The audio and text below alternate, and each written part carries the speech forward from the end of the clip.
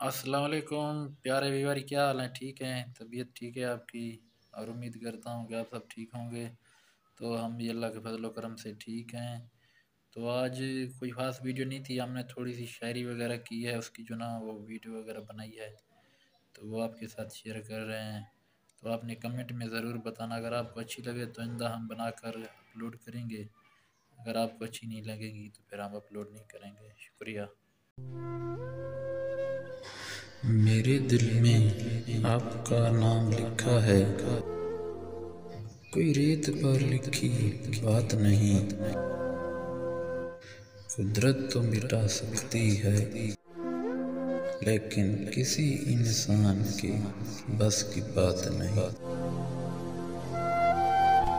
मेरे दिल की हर एक धड़कन में बसे हो तुम।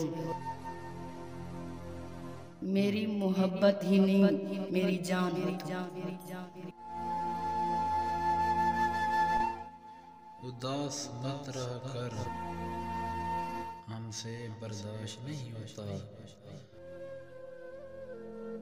हम तो अपने गम बुला देते हैं, तुम्हें खुश देख कर।